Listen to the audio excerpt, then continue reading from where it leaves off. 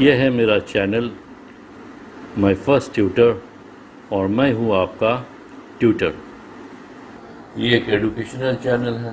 इस चैनल में आपको CBSE बोर्ड के सिलेबस के क्लास 9 और क्लास 10 के साइंस सब्जेक्ट्स, फिजिक्स, केमिस्ट्री और बायोलॉजी के बारे में पढ़ाया जाएगा।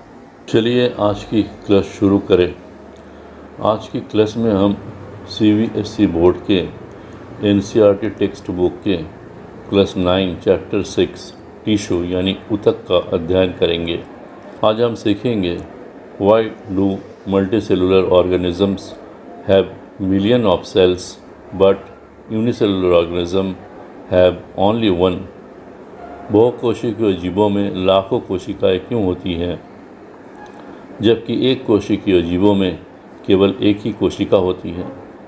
What is tissue? ऊतक क्या है? Role of tissue in multicellular organism. बहुकोशिकीय जीवों में ऊतक की भूमिका। पिछले अध्याय से हमने देखा कि सभी जीवित जीव कोशिकाओं से बने।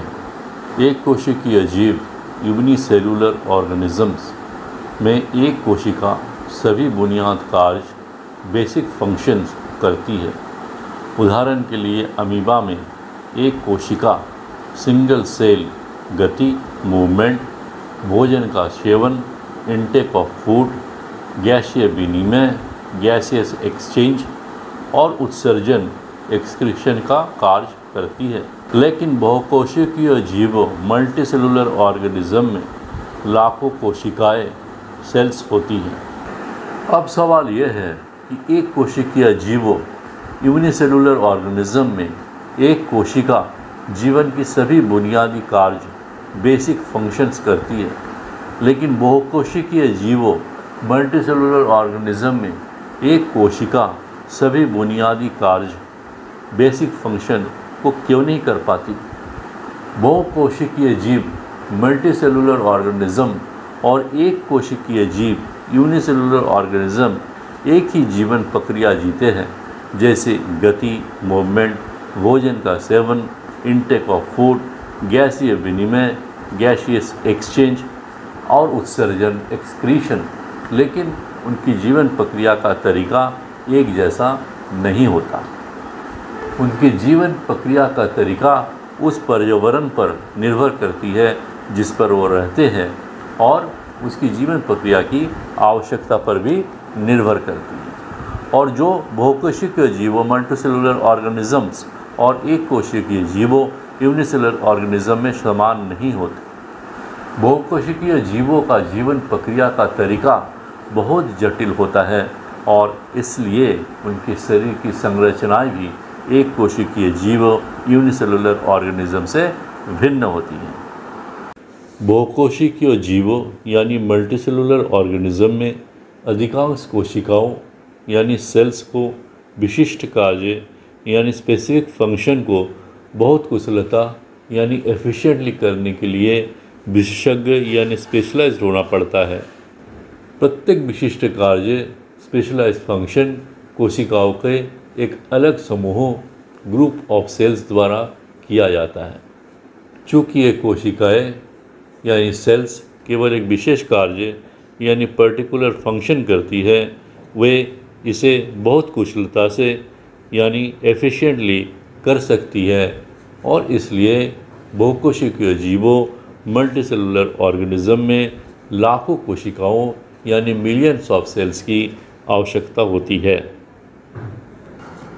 तो आज का यह पहला सवाल है, why in a multicellular organisms a single cell not able to perform all basic function like unicellular organisms. जवाब ये है, in unicellular organisms like amoeba, a single cell performs all basic function as movement, intake of food, gaseous exchange and excretion. But in multicellular organism, most of these cells are to be specialized to carry out specific functions very efficiently. Each specialized function is taken up by a different group of cells. Since these cells carry out only a particular function, They do it very efficiently, and therefore multicellular organism require million of cells. अब हम जानेंगे ऊतक या tissue क्या है और बहुकोशिकीय जीवों यानी मल्टी सेलुलर ऑर्गेनिज्म में इसकी क्या भूमिका है।